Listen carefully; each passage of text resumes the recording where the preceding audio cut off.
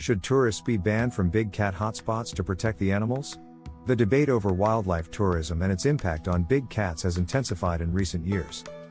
Big cat hotspots, including national parks, reserves, and conservation areas, attract millions of tourists seeking rare glimpses of lions, tigers, leopards, and cheetahs.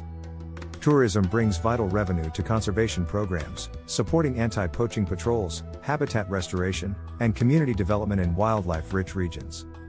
However, the growing influx of tourists into sensitive big cat habitats also raises serious concerns about stress, habitat degradation, and altered animal behavior.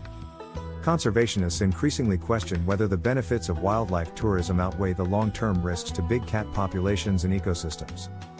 Frequent human presence in core big cat habitats disrupts natural behaviors, especially hunting, mating, and raising cubs in quiet, secure areas.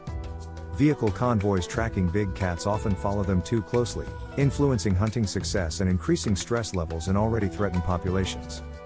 Studies show that big cats in high-traffic areas change their hunting times, shifting to more nocturnal or secluded patterns to avoid human activity. These altered behaviors can reduce hunting success, force cats into suboptimal habitats, and increase encounters with rival predators. Female big cats with cubs are especially vulnerable to disturbance, often abandoning prime den sites if tourists approach too closely. This displacement reduces cub survival rates by exposing vulnerable young to hyenas, wild dogs, or territorial male big cats. Repeated tourist disturbance in big cat hotspots can also affect reproductive success, with stressed females showing delayed or failed pregnancies. Noise pollution from vehicles, cameras, and excited voices creates a constant low-level disturbance in what should be a pristine wilderness. Over time, big cats habituated to tourist presence lose their natural wariness, increasing vulnerability to poachers or territorial disputes. Some parks enforce strict viewing rules, including minimum viewing distances and limited daily vehicle permits, to minimize stress on big cats. However, enforcement varies widely, with popular parks often exceeding sustainable visitor limits during peak wildlife viewing seasons. Off-road driving, though prohibited in many reserves, still occurs in some big cat hotspots, damaging vegetation and fragmenting natural cover. These habitat impacts reduce the availability of cover for stalking prey, forcing big cats to expend more energy securing food. Increased human presence also raises the risk of disease transmission between domestic animals, tourists, and wild big cats.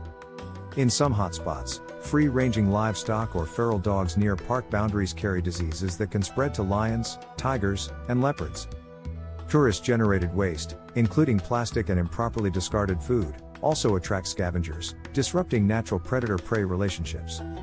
Despite these risks, banning tourists entirely from big cat hotspots would remove a critical funding source for conservation efforts.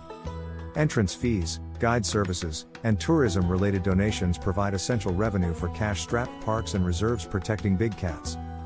Without tourism income, some reserves might struggle to pay rangers, maintain anti-poaching patrols, or invest in habitat management programs. In regions where wildlife tourism supports local economies, banning tourists could also undermine community support for big cat conservation. When local communities see economic benefits from living near big cat habitats, they are more likely to support anti-poaching efforts. Successful big cat conservation often depends on balancing ecological protection with sustainable, low-impact tourism that benefits both wildlife and communities. Some conservationists advocate for stricter regulation rather than outright bans, capping visitor numbers and restricting vehicle access to core habitats. Zoning strategies can designate buffer areas where tourist access is permitted while keeping core breeding and hunting territories off limits. Guided walking safaris, which reduce vehicle noise and environmental damage, provide a lower-impact alternative to vehicle-based big cat tourism. Technology also offers new ways to satisfy tourist interest without crowding fragile habitats, such as remote camera feeds and virtual safari experiences.